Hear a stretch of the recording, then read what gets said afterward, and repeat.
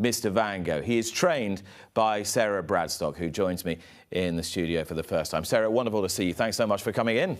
No worries. Let's start with him, with Mr Vango, and the prospect of him heading to Aintree for what would be an amazing fairy tale victory. We assume it's not going to happen, but it's not completely impossible, is it? Well, I've said to everybody we're looking for Storm. They all seem to. I think we're nearly getting to J, so I think we're probably looking for Storm Jesus to come down and make it so heavy and the weather's so bad on the Irish Channel that the Irish can't come across. And then I'd get in. Then you would definitely get in. As it stands, again, it's not completely impossible you get in. If some miracle did happen, would you be happy to run it? I'd be able to tell you that for definite in a week's time, because obviously he's had time out since the Midlands National. He appears to have bounced out of it very well, but obviously it won't be till we get him really back on the gallops that we'll know. And I wouldn't run him unless he was back in full good nick. But I think he will be. But you're still up for it? I'm still up for it. I'm still up for it. If we get the ground, we've got to know that we have to be a little bit ground dependent with him, because he's so much better. When the ground just slows the others down. But he did prove it at Uttoxeter that, I know it was slow good to soft, but it was good to soft, that at a great distance he still can make stamina the thing. For those people who don't know you, I'm sure there aren't many, but for those who don't know you, of course, I told but a fraction of your story at that introduction, because you were part of this amazing training partnership with your late husband, Mark, who died in March 2024. How important has this horse and this season been for you and your ambition to carry on his legacy? Oh, massively, and it's been very tear-jerking, because it really cheered him. It was almost the last thing that he was properly aware of when he won at Devon. And he said, you've got something to go on with, and that's what he really badly wanted me to do. So I've got something for Lily to take on at a later date. She works incredibly hard and is a massive part of it all. So no, you know, we've done everything together. People say, will it change? I said, no, we've been doing it together for so long. I can still ask him a question and I'll know the answer. Because that's it. When I said Gold Cup winning trainer, I could see you half raise an eyebrow thinking, well, that'll always be credited with Mark Bradstock. But you were more than the sum of your parts. We've always done everything together. That's what was so heartbreaking about losing him. We're soulmates, and we have always done the horses together. And I rode Coneygree every day, so I was able to very much put that into the spin, and we made every decision together, including to run him in the Gold Cup. I'm sure remembering childhood and life before Mark is probably very difficult, but from what I've read, and obviously daughter of the legendary Lord Oaksey, and your grandfather trained, from what I've read, you had a really interesting and quite enriching upbringing. Yes, there was the sort of tinker with the law, which was what Dad was supposed to do, because my grandfather on my father's side was a very distinguished man who was actually judge at Nuremberg. That's right. His father was Lord Chief Justice, so the law was very heavily in our family, and Dad had sort of flirted it with briefly, and I was persuaded to do law for a year. Did you enjoy it? A bit. I'd been brought up with the horses, and I was sort of bitten by the whole thing, and it is an addiction, really. Once you want to do it and you want to make every horse the best version of itself, whether it's, at that stage, it was probably eventing, then point-to-pointing, it just drives you. It's what I want to be. I always think when I speak to you, though, you've got a great clarity of thought and purpose. Do you think that's something you get from that side of your family? Yes, I think despite us being brought up very, very much in the racing world, we would have been brought up that clear thinking and academia was not to be ignored. My brother is a KC. And yeah, no, I think that does come from, we were never brought up that you're going to leave school and just go racing. It was very much you learn to look at this in an intelligent way. And then if you want to do it, you can do it. But what was it that sucked you back in? Or were you really never out? I don't think I was ever out. I don't think I was ever out. I think that I went to do law because it just sort of kept everybody happy. I don't know. I don't think I was ever out. I used to go and ride out for Philip Mitchell in Epsom on my very slow moped when I was doing law in London. And no, and I was always, the horses were always part of it. And then you met Mark. So how old were you when you met Mark? Probably 19 or 20. So you know, he's been all my life, really. And how did you meet? We met. Charlie Brooks tells a completely apocryphal story that Mark and Charlie were living together, and Charlie says that I came to tea and never left. It's not true at all. But it was how I met him, is that Charlie Brooks was an old friend of mine, you know, from Pony Club and childhood, and Mark was living with him. So that was how we met, and it's sort of just I think we were soulmates from the beginning. Was it love at first sight? It was a little bit, yeah. I do think there was something about the partnership. We were better together. There's a brilliant story I read when, I think it can't have been long after Coneygree won the Gold Cup, when he said that the two of you had ridden together in the 4-miler at Cheltenham, is that right? Back in the late 80s, and there were 30 runners, and you were going around together singing Another One Bites the Dust. It very much was Another One Bites the Dust, because there were about no finishers, virtually. The ambulance was full, so people had to walk home. So did you, I can't remember, one of you did complete or one of you didn't complete, or? I can't remember in that one. No, I think neither of us completed, and I think that Mark was in the ambulance when I got in. Right. And started singing again, Another One Bites the Dust. I suppose you have to have a bit of gallows humour at that point when it was a very, very different type of amateur festival in those days, wasn't it, for the non-paid riders? Oh, very much so, but the whole thing of being amateur was very different, because there was a very real path to being a professional as well. You know, which now not very many amateurs are amateurs, really, aren't they? And there were a lot of very good amateurs, like Simon Sherwood, Oliver Sherwood, Tim Thompson-Jones. They were, and I took myself pretty seriously as a jockey at that stage. Mark didn't. So you were supposed to be the good one, and he was supposed to be the genuine amateur? Yeah, right. yeah. I would always claim to have been able to ride better than him. And he would have agreed, I presume. He would have agreed. Of course he would. He would have agreed. He would indeed have agreed. But at the same time, I had ridden every single day of my life. Which he would have been persuaded. He'd ridden, but not to the extent that I had. And can you still ride now or not? Yes. Yeah, absolutely. Yeah. And have I ride ridden every... Mr Vango most days. Yeah. And tell me, when did the training enterprise start, and how did it start? Well, we were living together when Mark was working for Fulk Walwyn and I was working for Nick Gaisley. Mm-hmm. And Mark had always wanted to train, and so we looked for a place. Actually, we trained in the back of Charlie Brooks's yard for a little bit. I think he had a permit then.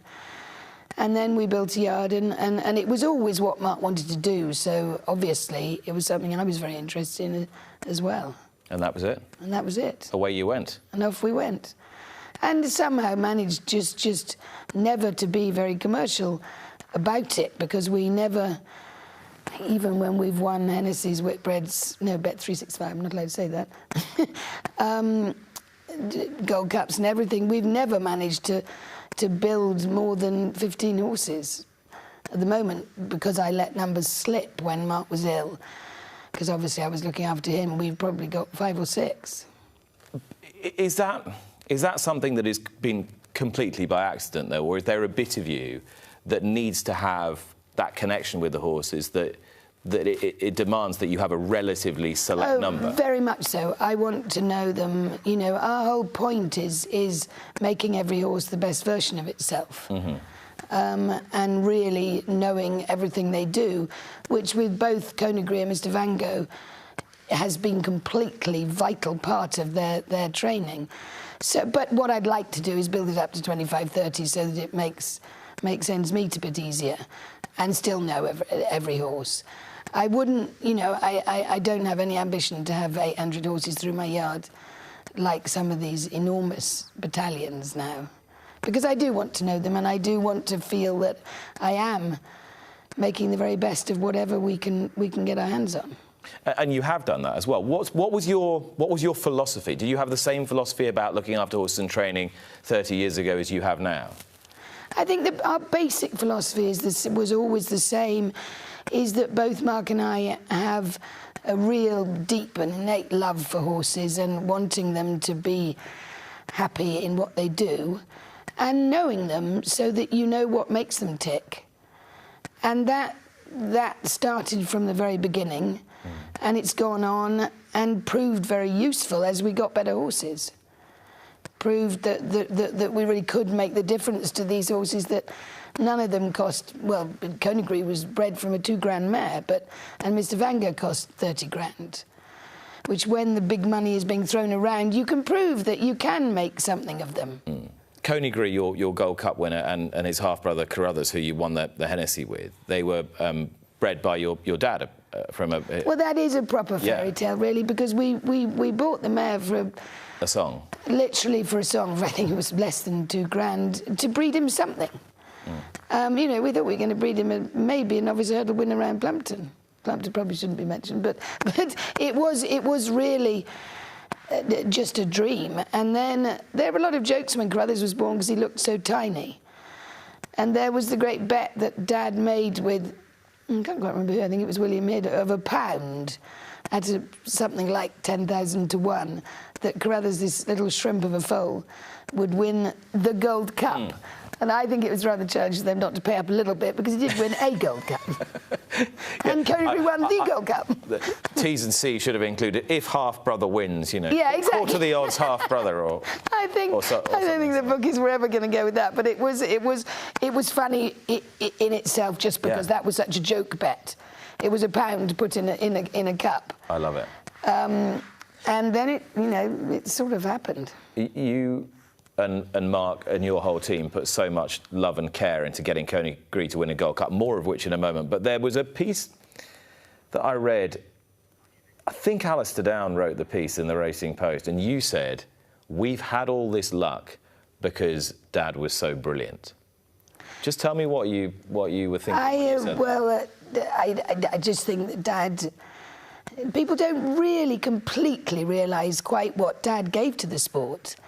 Not only was he very good at what he did, riding maybe less so than writing and talking on the telly, but he'd been a mass figure, but his whole life was the Interjockeys Fund.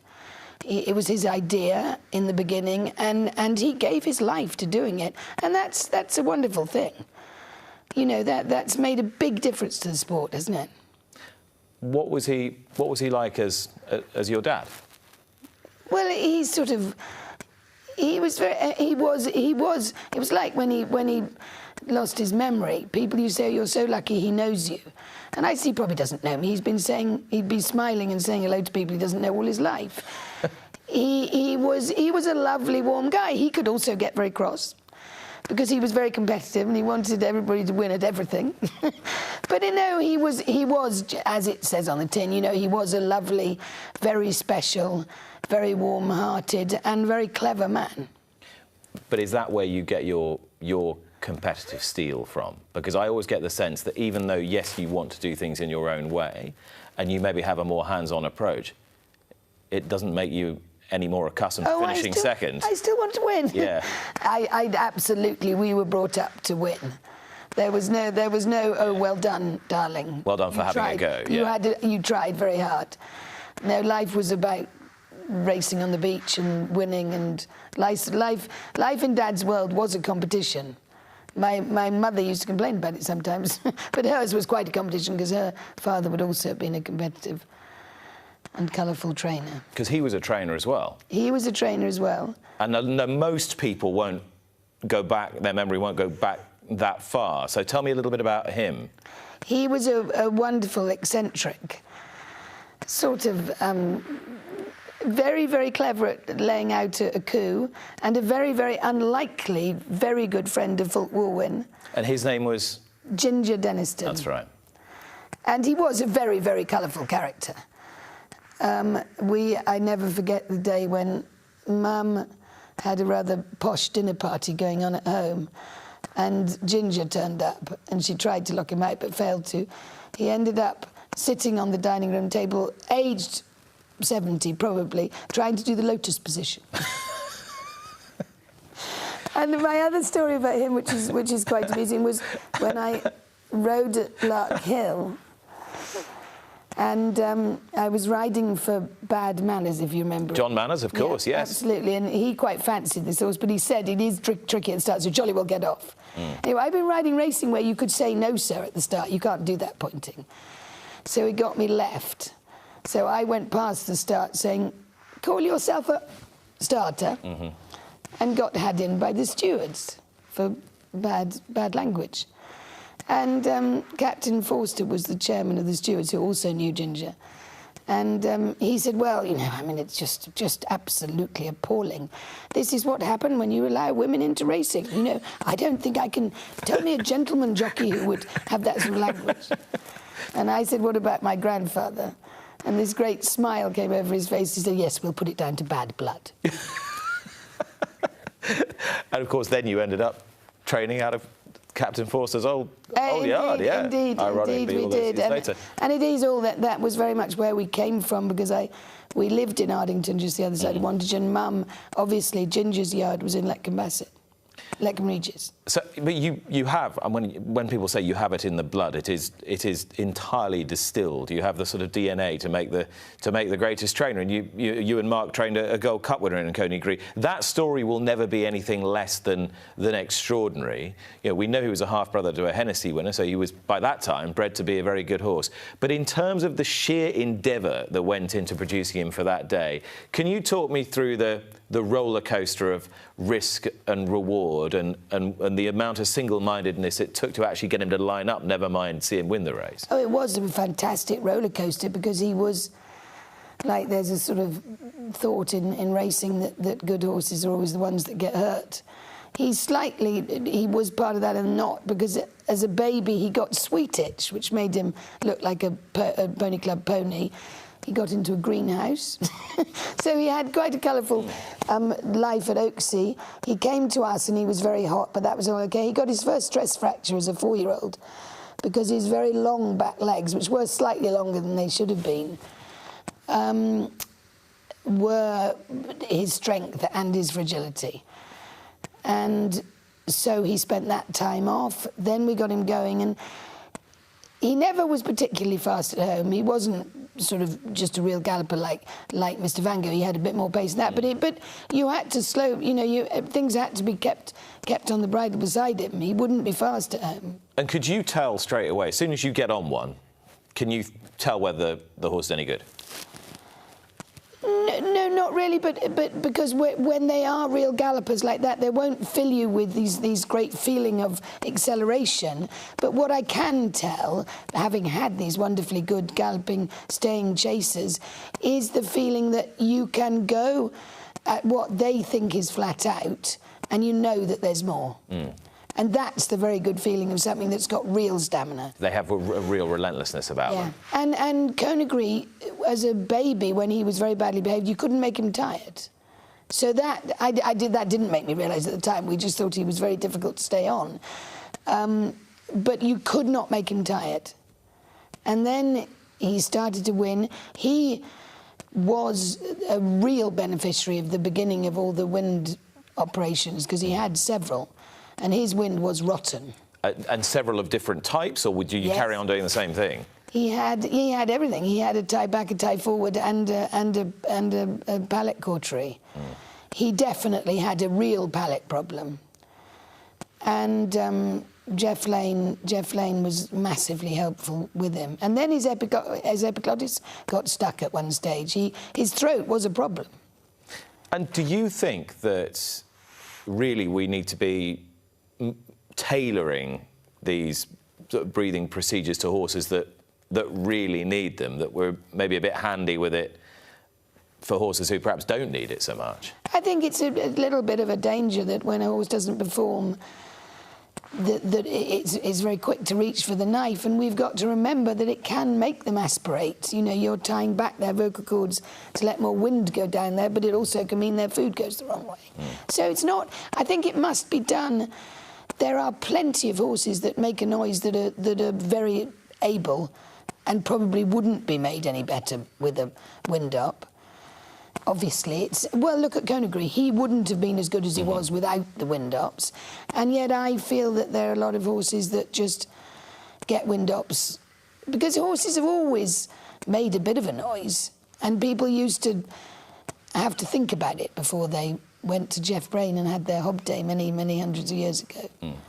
Now it's all become... And it's a brilliant science. I'm not saying that. It's done wonders. And Coneygree wouldn't have been as good, and I've had many others. But I do worry. We have had a horse that aspirated after a tie-back, and that is a pretty big disaster. And you know better than anyone else the complexities of learning how to breathe in a different way, so probably gives you a fair bit of understanding. Well, it certainly doesn't. It makes me furious that you're not allowed to tube horses anymore, because I'm absolutely... Because you're tubed. I am living proof of the fact that being tubed allows you to do whatever you can't, whereas if I wasn't tubed, I couldn't breathe at all. Just tell me a little bit about how that happened, why you had a tracheotomy. No one really knows. My throat just went wrong and my vocal cord started closing rather than opening. It got blamed on the various bangs on the head that I'd had. Did you believe it? I think it may have been contributory, because they did prove that the messages to my cords is sort of misfiring. I think it probably was combined with allergies. I think it was just one of those things that's multifactorial. I'd imagine it can be extremely annoying, but it is not ever going to stop you. No, never has stopped you. It's never going to stop me. The doctors are very amazed by the fact that I ride out, and in fact I can change my tube in flight. No way. I can. Can you? Yeah. While you're Well, I'm riding. If it gets blocked, I can change it. I can change the inner tube. I would need to be off the horse to change the outer tube. Is that mildly terrifying for somebody who's upside to you? Well, it would be mildly terrifying if they knew what I was doing. But you're never going to be stopped. You can't. If you love what you do that much, you're not going to let the small matter of your tracheotomy get in the way. No, absolutely. And I hope that I can give other people who've had to live with them hope that you can live a normal life. But you've got to have that level of wanting to do it. Yeah. And it is. Horses are. Sort of when I go to bed at night, I'm always worrying about something that's happened or what I can do to make something better. They are what drive me. And that's really why I'm so desperately keen that we can build the yard back up to enough horses to go on. Yeah. And why, you know, the legacy of what you built up together is so important. Tell me a little bit about Alfie and Lily, your children, who have been a huge part in this enterprise. Absolutely, they've both been brought up as I was, with horses, and more so probably.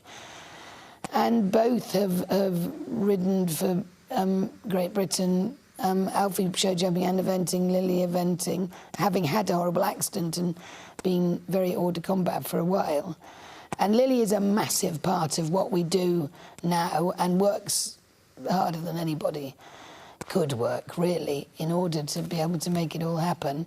And she's as driven as I am to make sure that every horse gets the best of everything. And if she's got to get up at 3 o'clock in the morning to do it, she will. So how much of you can you see in her, and how much of Mark can you see in her, and what characteristics does she have from each of you? I think she is. There's a lot of jokes about her being a mini-me. I think there is a lot of her, of me in her. And her love for Mark is absolutely intact and will always be. I think she'd probably say she was more like me. Which is no bad thing if this enterprise wants to if it wants to succeed. She has the drive. She definitely has the drive. And Alfie's gone off show jumping. He worked for the Fletchers and they gave him a lot of good rides, and now he's on his own. and he and his girlfriend have just built their yard. So but he was always a very big part of it as a teenager. So yeah, no, they've been brought up by me and Mark. So they will have been brought up that horses come first. There isn't any, you've got to hang over, you're not getting up. If they need mucking out, they need mucking out. If they need looking after, they need looking after. That's just how it is. Sarah, for the moment, thank you very much. You're going to stay with us for a little while. Sara Bradstock, when you rejoin us, Sarah and I will be joined by John Joe O'Neill Jr. Watch live racing now on racingtv.com.